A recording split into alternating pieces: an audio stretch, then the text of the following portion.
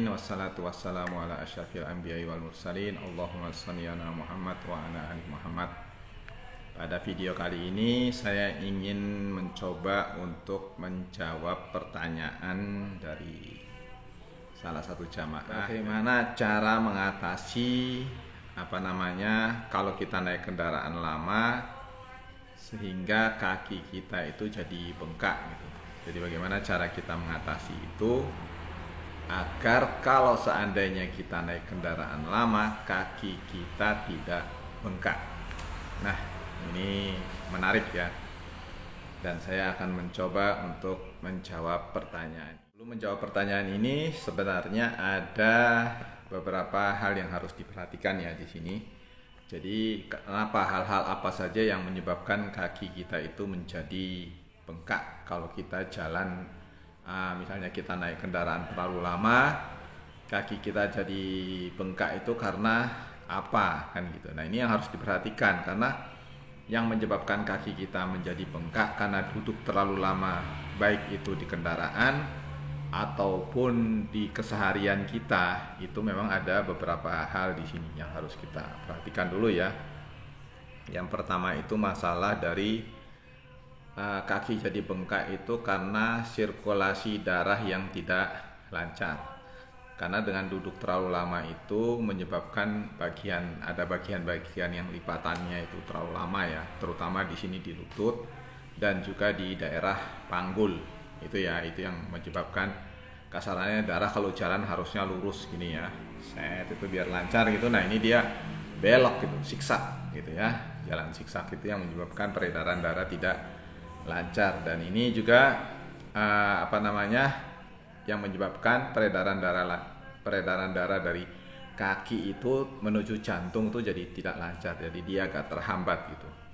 Terus yang berikutnya lagi adalah tekanan di pembuluh darah. Nah, tekanan di pembuluh darah ini dia akan jadi berubah gitu ya istilahnya.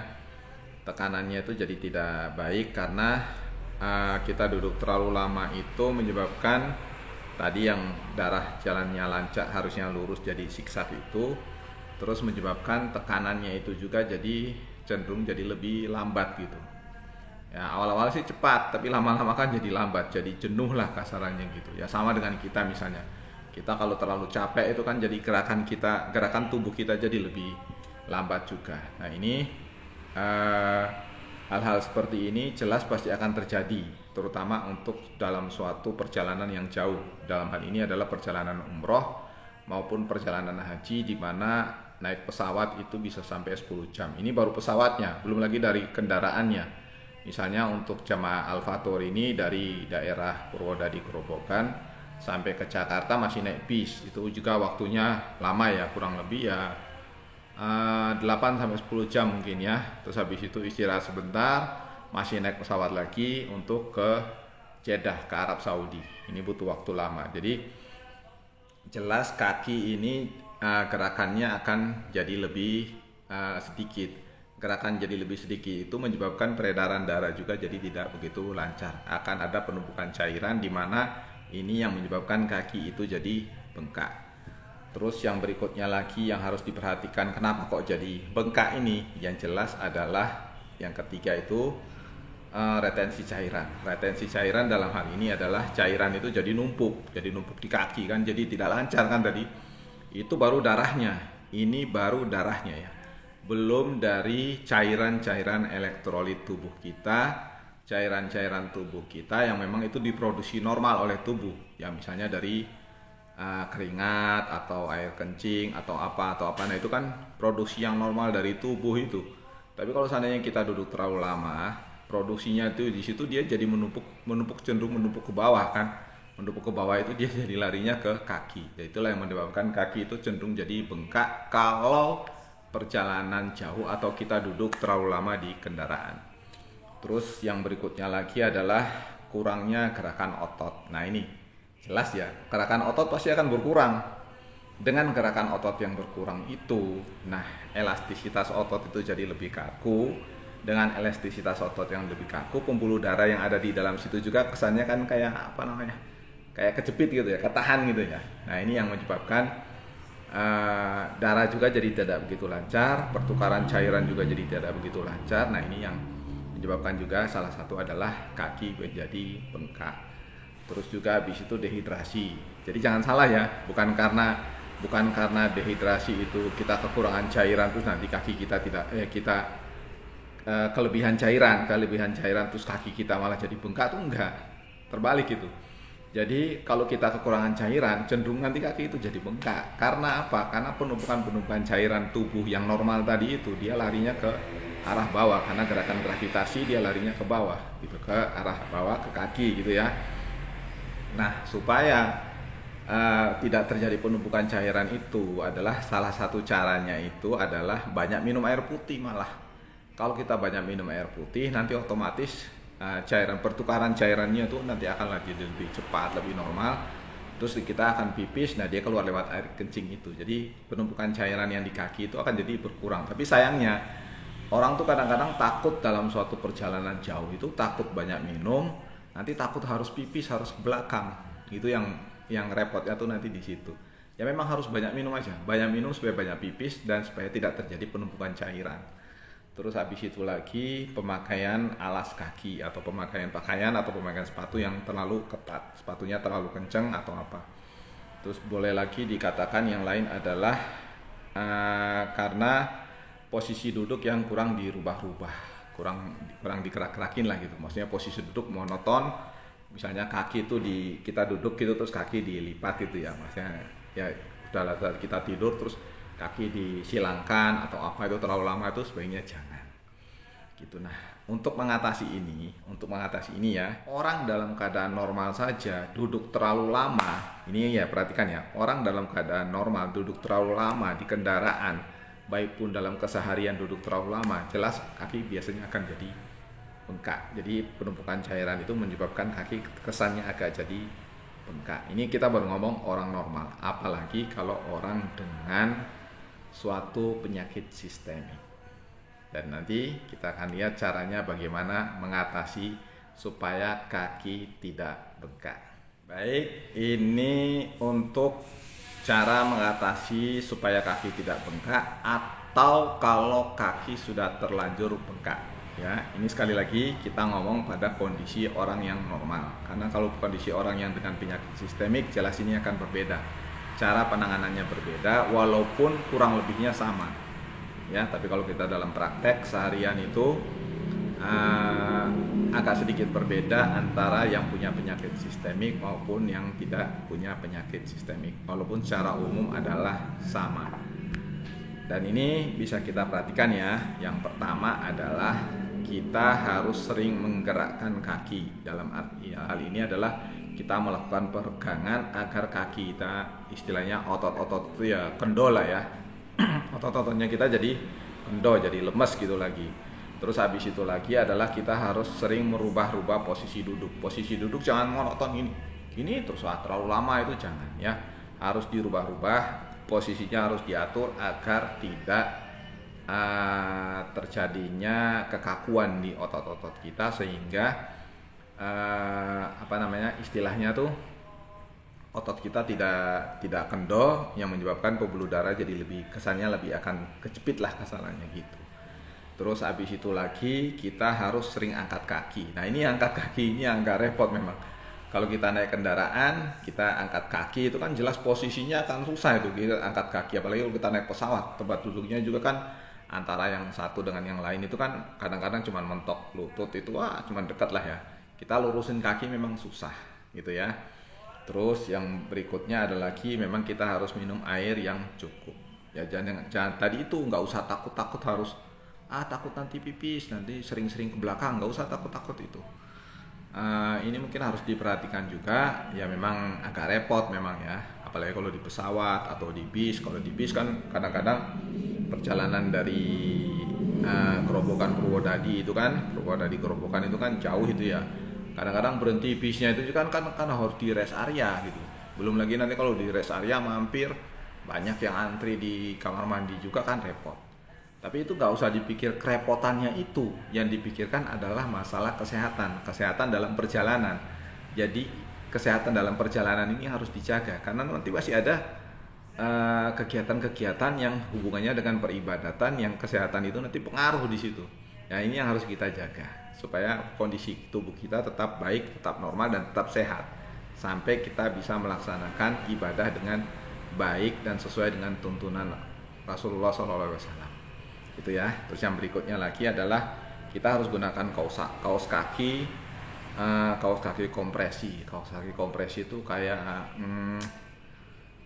misalnya gimana ya, kaos kaki yang katanya yang ada magnetnya atau apa gitu ya. Tapi itu juga kalau seandainya enggak juga nggak apa-apa, karena intinya adalah kita paling enak kalau kita melakukan pijatan ringan di telapak kaki. Kita memang harus istirahat terus jalan sebentar ya. Kalau misalnya memang begini, contoh kalau misalnya naik bis itu kan pada saat kita berhenti di rest area itu ke kamar mandi kan jalan tuh, lumayan tuh bisa jalan kaki. Bagus lagi sebenarnya kalau apa namanya parkir rest area itu antara tempat parkir sama kamar mandi itu agak jauh, itu bagus sebenarnya itu. Karena jalannya tuh nanti bisa membantu pergerakan kaki. Cuman repotnya kalau udah kebelet pipis ya. Kalau terlalu jauh juga kebelet pipis ya repot. Ya memang ada plus minusnya, tapi itu usahakan kita jalan kaki. Kalau misalnya pun kamar mandinya deket ya udah selesai pipis kita muter-muter dulu lah beberapa kali gitu. Ya hitung-hitung latihan tawaf lah kasarnya gitu ya. Cuman itu ya dilakukan supaya otot-otot kaki kita tuh bisa bergerak lagi. Otot kaki dan otot panggul kita ya, panggul pinggang gitu ya. Nah, itu biar bisa bergerak lagi. Terus habis itu lagi memang kita harus melakukan istirahat sebentar ya kalau dalam perjalanan. Cuman memang kalau naik pesawat ya istirahatnya gimana gitu kan, agak repot. Cuman biasanya ini kalau saya pribadi pada saat naik bis itu memang ya kita jalannya hanya pada saat berhenti aja atau pada saat bis berhenti di rest area itu kita jalan gitu ya. Tapi kalau di pesawat kadang-kadang saya kalau untuk ke kamar mandi ini saya kasih contoh gimana kita harus jalan kaki ya, agak jauh ya.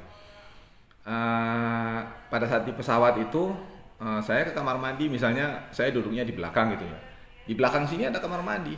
Misalnya duduknya di belakang sini ada kamar mandi gitu ya. Tapi saya tetap tidak ke kamar mandi yang di belakang sini. Saya jalan muter itu. Jadi muteri ke depan gitu ya. Baru saya balik lagi. Kadang-kadang saya pipis di sini di kamar mandi yang di tengah itu ya. Habis itu baru saya jalan lagi ke belakang gini. Baru muter lagi gitu. Kembali lagi ke tempat duduk saya. Jadi memang itu sengaja saya lakukan untuk saya tuh biar jalan gitu. Kalaupun saya tidak terasa pipis, saya misalnya tidur gitu ya, bangun tidur melek gitu ya. Walaupun tidak terasa pipis, saya tetap berdiri jalan muter lagi. Tapi memang ini jangan rame-rame dilakukan ya. Kalau dilakukan rame-rame diseneni, dimarahin sama pramugarinya atau pramugaranya nanti. Karena ini ngapain kok berdiri rame-rame gitu. Kalau bisa bergantian lah. Misalnya ini jamaah Al-Fatur, saya udah kasih istilahnya kita sudah memberikan saran seperti ini, nanti biar jalannya itu gantian gitu. Jalannya satu dulu, nanti habis itu apalagi yang sebelah lagi jalan lagi gitu. Jadi jalan gitu terus muter terus gitu. Terus nanti habis itu kalau sudah selesai istirahatnya usahakan memang itu ya rata-rata kalau normalnya kita jalan itu kecuali kalau setelah bangun tidur ya. Kalau bangun tidur kan kadang-kadang lama ya, bisa 1 atau 2 jam lebih. Ya kurang lebih itulah 1-2 jam itu bisa lah sambil lihat jam gitu ya. Oh ini udah udah harus jalan nih. Jalan nggak apa-apa. Mendingan seperti itu supaya memang tubuh kita nanti bisa istilah metabolismenya itu bisa jadi lebih baik gitu sebenarnya. Dengan gerakan tuh metabolisme jadi lebih baik. Gitu ya. Mungkin setelah ini nanti saya akan kasih tahu sedikit pergangan-pergangan yang mungkin bisa dilakukan pada saat duduk di bis terlalu lama atau duduk di pesawat terlalu lama.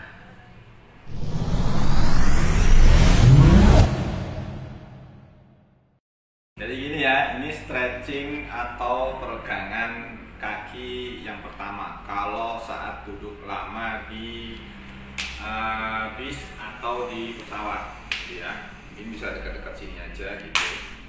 Jadi nanti lihat kakinya ini lihat kakinya dulu ya, kakinya dulu. Jadi kita duduknya tegak, lurus gitu ya. Atau misalnya susah duduk tegak lah, pokoknya yang penting kaki ini dalam keadaan seperti ini ya. Kurang lebih ini 90 derajat gitu ya. Ini 90 derajat, ini juga 90 derajat kurang lebih lah gitu ya. Tergantung nanti dari posisi duduk kita di pesawat atau di bis. Yang penting adalah diusahakan duduknya itu tegak. Kemudian nanti kaki itu dijinjitkan. Jadi seolah-olah kita tuh jinjit, tapi kita tuh dalam keadaan duduk. Jadi kaki dijinjitkan. Jadi seolah-olah kita jinjit begini ya.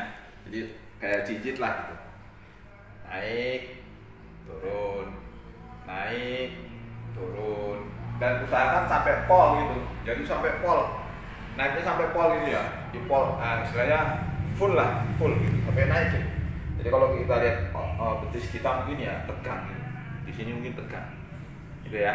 Jadi naik, turun, naik, turun, naik. Ya, ada kakinya ya. Jadi jinjit. Jadi bukannya ini diangkat gini bukan, atau gini asal-asal gini, enggak, tapi seolah-olah kita tuh jinjit. Jinjit itu loh, jinjit. Di sini watakannya di sini, seolah-olah jinjit, naik, turun, naik, turun, naik, turun. Ini terus saja seperti ini sampai kurang lebih 30 kali lah paling enggak. Standar 20-30 kali. Terus istirahat sebentar. Dan yang kedua mungkin kemarin pernah saya sampaikan juga pada saat manasik umroh di Purwodadi ya, di Kerobokan, itu pernah saya sampaikan juga adalah posisinya kaki kita agak diginiin gitu. Di posisi kayak orang duduk berpangku, apa namanya ini ya, berpangku gitu ya, pangku kaki lah gitu ya. Ini di bawah, ini diangkat ke atas, ditarik, ini ditekan gitu ya. Setelah ditekan, posisi tubuh kita nih tegak, kita tuh kayak mau mencium lutut kita. Jadi tubuh kita tuh dimajukan ke depan. Gitu ya, tubuh dimajukan ke depan. Kurang lebih ya, kalau ada yang tahan sampai 10 hitungan ya, syukurlah. 10 detik itu, syukur, berhenti. Ganti lagi yang sebelah kiri. Gitu ya, ini stretching sederhana aja, peregangan sederhana aja sebenarnya. Ini ditekan, ini ditarik, tubuh lurus, terus kita condongkan ke depan, seolah-olah kayak kita mau mencium lutut kita lah. Terus sampai mentok gitu, sampai nggak kuat. Seberapa itu ya, pokoknya sampai pol gitu. Nah, gitu ya. Tahan 10 hitungan.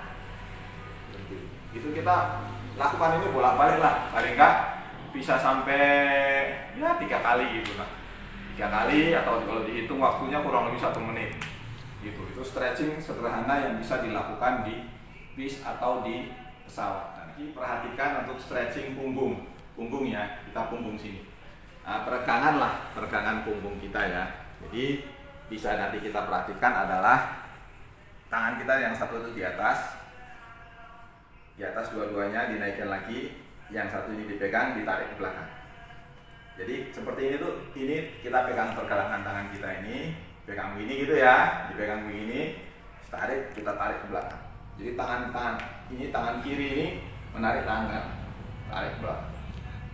Ya tahan sampai 10 hitungan juga nggak apa-apa. Begitu juga sebaliknya, yang kiri dipegang, pegangan tangannya dipegang, tangan kanan menarik tangan kiri. Ini untuk tarik ke belakang ya, ini ya kalau diperhatikan.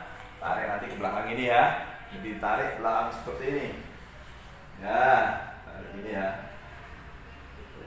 Itu peregangan sederhana untuk daerah punggung kita sama daerah belakang kita ya, kalau kita terlalu lama duduk. Terus seperti yang tadi dulu pernah saya sampaikan pada saat manasik umroh itu juga adalah seperti ini posisinya kan. Kalau kita di pesawat atau di bis kan nggak bisa ya.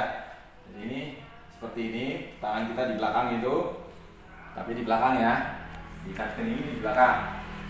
Terus kemudian ini ditarik ke atas. Jadi ini seolah-olah tangan kita tuh mau ditarik ke depan nih, ke atas itu, sampai pol. Gitu ya. Nah ini tarik. Dari samping dilihat itu, ya sampai ke atas. Kurang lebih seperti itu. Oke, mudah-mudahan ini bermanfaat. Selamat dalam perjalanan dan tetap jaga kesehatan untuk melaksanakan ibadah di tanah suci. Assalamualaikum warahmatullahi wabarakatuh.